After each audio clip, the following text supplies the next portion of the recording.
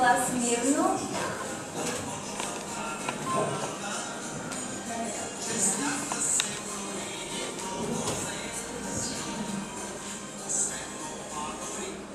Добър ден, ученици! Точно така ще се поздравяваме всеки ден и така ще започва нашия училищен ден. Благодаря, седнете. Останете се удобно.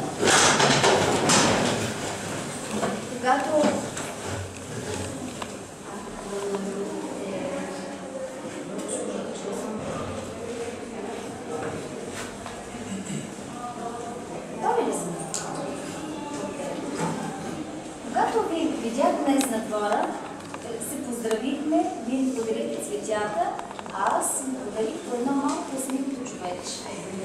Това човече с дигното палче нагоре, искам през цялата година да бъде за вас като символ на това, с което искам да ви виждам. С красива усмивка и с успех. Сигурна съм, че ще го имате и усмивката, и успеха. Посрещнах ви с питка, с мен, защото искам да ви е сладък, спокоен, хубав живот тук. От утре, 16 септември, ще започнем да се виждаме всеки ден през седмицата. Звънчето ще ни събира и аз ще ви очаквам тук. От далечни времена хората са изпращали своите деца, като плиснат вода пред тях. Днес направи ли го това, мама? Да, мама го направи. Колко майки го направи? Да вдигнат ръчичка децата? Да?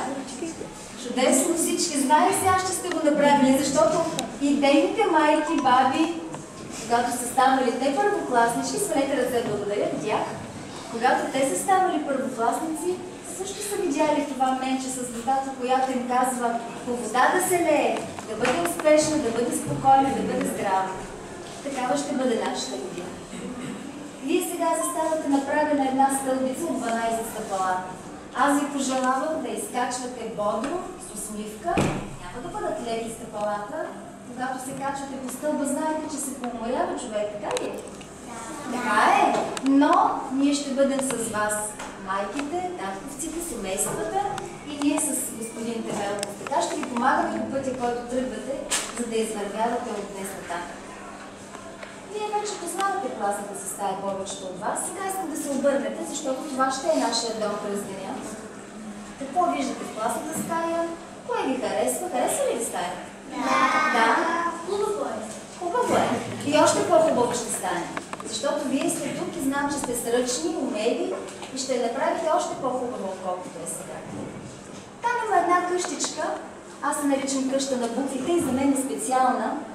Не защото е особена по някакъв начин, защото ако се гледате отблизко, ще видите, че стените са и поизтъкала се боята. Цветята са не така свежи, както бяха в началото. Това е къщичката, с която вече 4-5 виковска деца аз посрещам в първи клас. Значи, може би, около 16-20 години тази къщичка е на първият учебен ден на много деца, а тя за мен е скъпа и аз за това я донесах, за да бъде с нас.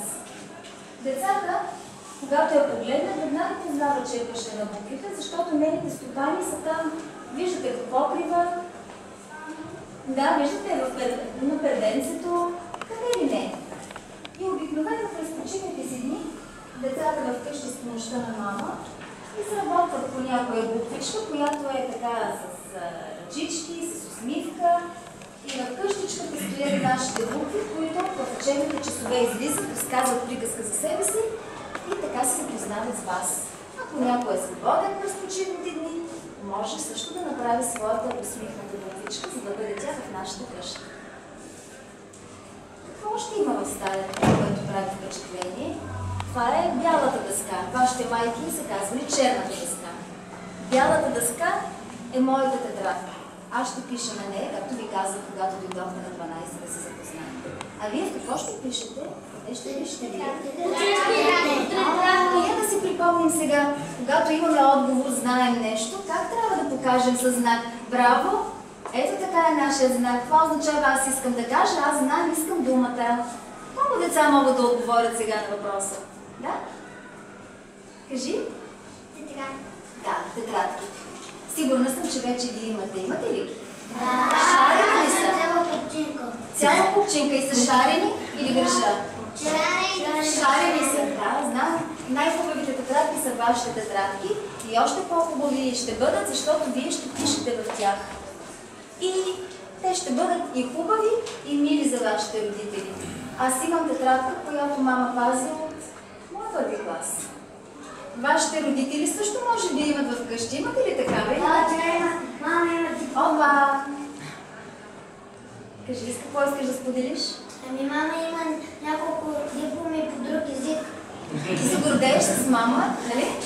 И вие ще имате дипломи. И вашето семейство, всички семейства ще се гордеят с постиженията на своите деца.